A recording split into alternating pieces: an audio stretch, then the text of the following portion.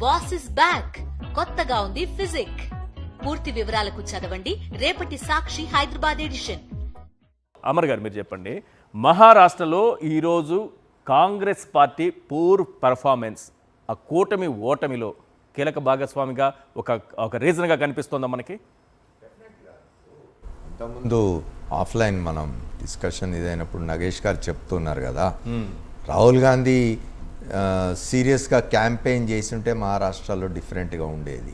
ఇప్పుడు వీళ్ళు ఏం జరుగుతున్నదంటే లోక్సభ ఎన్నికల వరకు సీరియస్గా క్యాంపెయిన్ చేసిన కారణంగా, సీరియస్గా ఎఫర్ట్ పెట్టిన కారణంగా లోక్సభలో ఫలితాలు వచ్చినాయి. బీజేపీని బొటాబొటి దగ్గర నిలువరించగలిగినారు. రాష్ట్రాల దగ్గరికి వచ్చేసరికి ఆ సీరియస్నెస్ లేకపోతే ఇట్లాంటి ఫలితాలే వస్తాయి. మీరు అన్ని సీట్లు తీసుకొని ఇప్పుడు ఫస్ట్ ఆఫ్ ఆల్ మీకు శివసేన కానివ్వండి, నేషనలిస్ట్ కాంగ్రెస్ పార్టీ కానివ్వండి. నేషనలిస్ట్ కాంగ్రెస్ పార్టీ అనే దాంట్లో నేషనల్ అనేది పార్టీ పేర్లో ఉన్నప్పటికీ అది కూడా దాదాపు రీజనల్ అవుట్ఫిట్. ఆ రెండు రీజనల్ పార్టీస్కి ఎక్కువ సీట్లు ఇచ్చి కాంగ్రెస్ తక్కువ సీట్లకు పోవాల్సి ఉండింది పోటీకి.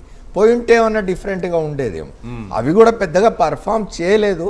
శరద్ పవార్ పార్టీ కానీ లేకపోతే ఉద్ధవ్ ఠాక్రే పార్టీ కానీ పెద్ద పర్ఫార్మెన్స్ ఏం లేకపోయినా సీట్ల అడ్జస్ట్మెంట్స్లో, ఎందుకంటే ఒకసారి సీట్ల దగ్గరికి వచ్చేసరికి ఏమవుతుందంటే పని చేయాల్సిన కార్యకర్తలు కింద శ్రేణులు కొంత అసంతృప్తి చెందే అవకాశం ఉంటుంది మన పార్టీకి రాలి. ఇప్పుడు మీరు చూసినారు బీజేపీ, నేను ఇంతకుముందు చెప్పినట్టుగానే బీజేపీ మనము ఇంత కష్టపడ్డాం, ఇన్ని సీట్లు తెచ్చుకున్నాం, ముఖ్యమంత్రి మనోడే ఉండాలని.